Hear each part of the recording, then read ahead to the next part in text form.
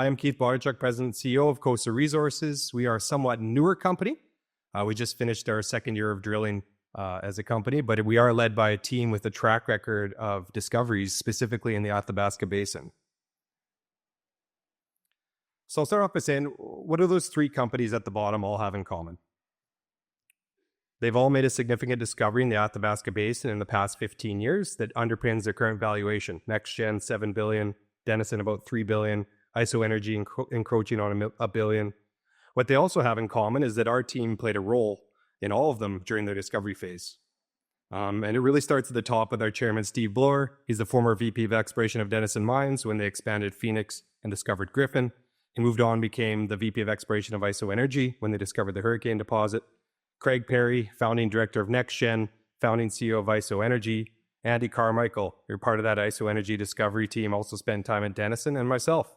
I started off as a geologist at Denison Mines for 9 years, worked on the Phoenix discovery, the Griffin discovery, switched over to the business side and ended up becoming corporate development for a small company called IsoEnergy at the time. We ultimately made the Hurricane discovery. So we're a team that's had our fingerprints on a lot of the success, discovery success in the Athabasca Basin in the past 15 years. And we're looking to do that again here with Cosa Resources.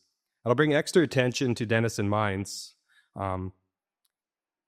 We recently just completed an acquisition with Denison Mines whereby we acquired the 70% interest in 3 projects. And in return, Denison has become our largest shareholder, just under 20%. They've appointed 2 members to our board. When we've been raising money, they put up their hand to maintain that 20% interest. Importantly, Denison is obviously leading the way with developing their Phoenix deposit using an ISR technology that hasn't been used in the area before. They also have a very strong treasury. This is outdated. They're probably sitting at around 500 million Canadian in the treasury. And importantly, they had really good projects that they weren't going to get to during this uranium cycle. And so it made sense with our past history to do something together here. And we recently completed that transaction. So this is the Athabasca Basin. It's home to the highest grade and largest uranium mines in the world.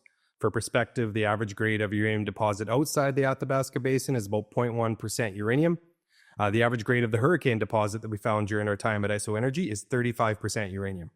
It's truly some of the most valuable rock on the world. Over 90% of that deposit is above 50% uranium.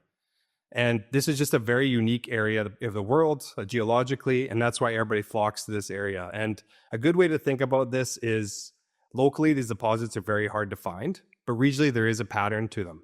You have these long northeastern, what we call uranium corridors, where you can map down with a string of pearls along different uranium deposits. And so our chairman, Steve, said, let's get as much ground as we can within these uranium corridors to really increase our chances of ultimately making that discovery. And you'll see those darker green projects that we have there. Those are the ones we recently acquired off Denison Mines. You'll see they're conveniently located. Darby's right next to Cigar Lake, and Murphy Lake North is right next to the Hurricane deposit.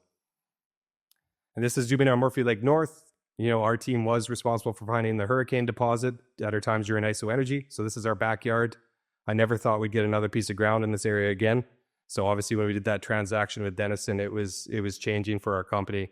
And a good way to think about this is that, you know, like I said before, a good way to look for uranium is next to uranium. That's the easiest way to look at it. But you do have these string of pearls where you can map along this Hurricane trend where it has that Hurricane deposit. And so what we got and what we saw in this area was that we have the Hurricane trend, but we also had this parallel trend that had never been drilled. Denison was advancing their Phoenix deposit, so they never ultimately got to explore in this area. And we fittingly named that the Cyclone trend. And so we came into this, we acquired the projects in February, closed that transaction. We had a drill on site within 4 weeks, and we spent this winter and this summer really advancing this project. And what's it starting to show is that it's starting to show signs of what we look for when we ultimately work towards making these uranium discoveries. It's important to note that the Hurricane deposit is only about 125 meters long. Phoenix deposit, which underpins all of Denison Mines' valuation, is about 200 meters long.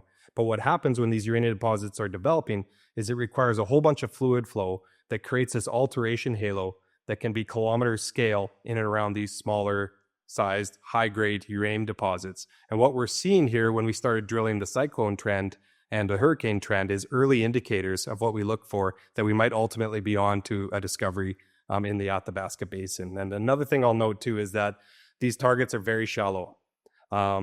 The Phoenix deposit is about 400 meters down. Hurricane's about 300 meters down. We're targeting about less than 250 meters target depth here. So very cost-effective exploration in amongst, some of the best ground in the Athabasca Basin. So I'll just briefly touch on the Darby project too. It's important to know we don't have a flagship project at this point. We always take the approach of flipping through projects, drill and kill until we ultimately make the discovery. At ISO Energy, we always get a pat on the back because we discovered with the very first hole at the Laroque East project.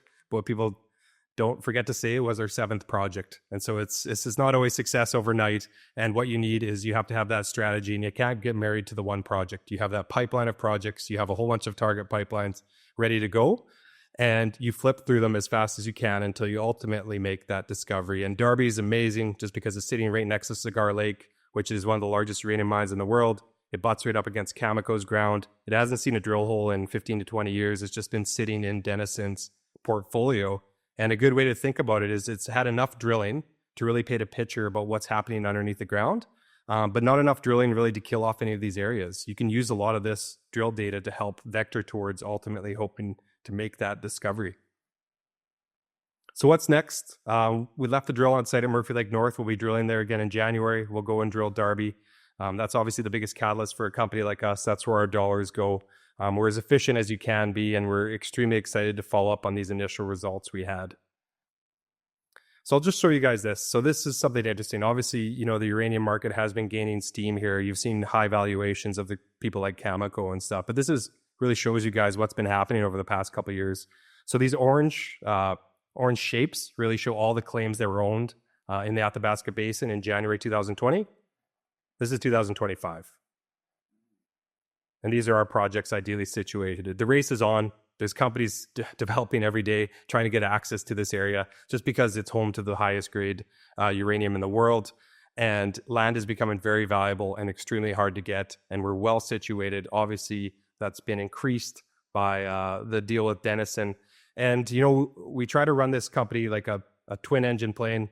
We have exploration and we have M&A, and we don't like to rely on one engine. And so we're always looking at acquiring new projects. If there's projects we won't get to, we'll divest them. We just keep flipping through stuff until we ultimately make that discovery. And that's a recipe that's been successful for us at Denison, ISO Energy, and NextGen. So capital structure-wise, we're very tightly held. Denison owns just under 20%. Management and advisors, we control about 15%. We took some of that ISO Energy money we made and put it towards this venture. And then funds and strategic investors, there's long uranium funds that have really supported our group over the past 10, 15 years, and they continue to be supportive of us. Cash-wise, we're at about $3.5 million. For perspective, the largest program we've ever done to date was over the summer, and that was at our Murphy Lake North project. That cost us about $1.3 million. It's very cost-effective exploration. Denison owns 30% of that project. They continue to pay 30% of the bills, so that's always helpful. So opportunity. So the chart on the left there, your guys' left, yeah. The chart on the left shows all the Athabasca Basin companies, and really their share prices over the past, year and a half. And what you see, that dark line, is the sub 30 million Athabasca Basin explorers. So they haven't caught a bid yet. And this usually happens in these uranium booms or even precious metals booms. And so you have not missed the opportunity. The opportunity is sitting right there. The juniors are going to play catch up here. And it's going to happen rapidly as this uranium boom continues to go on. And that chart on the right, that's what happened to us when we were at ISO Energy. We hit the high-grade domain in February of 2020, went up to 650 in 18 months. It was some of the highest-grade uranium you could drill. And an important thing about ISO, too, is that it had NextGen as a strategic shareholder. And we've done our best to replicate that same scenario. We have Denison Mines as a strategic shareholder. We have a tightly held share structure. So if we ultimately have that next-grade drill hole, you'll see a similar response in our share price. And, we are a group that has created value even in bad uranium markets, as shown by that stock chart. So we're part of Inventa Capital. The biggest name of that would be Visa Silver. Obviously, Visa Royalty. That's a screaming buy right now. And, so we have a lot of, expertise in the office, but also a lot of support when we go to raise money. Craig Perry, Mike Connor, guys like that have really supported this story. So why COSA? So I think when you look to invest in a junior, pre-discovery, you have to kind of go through a checklist of what you should look for. First one being team. We're a team that's made multiple discoveries. Another one would be skin in the game. Are they cutting checks themselves? And we continue to do that. We continue to buy on market. Access to capital, being backed by Inventa Capital is terrific, and also having Denison Mines there has really upgraded our access to capital. And upcoming catalysts, we're going to be drilling here again soon, and so our team has done it multiple times. So I encourage you guys to come to the booth, visit Justin, our Corp Dev guy, and happy to tell you more about it. Thank you.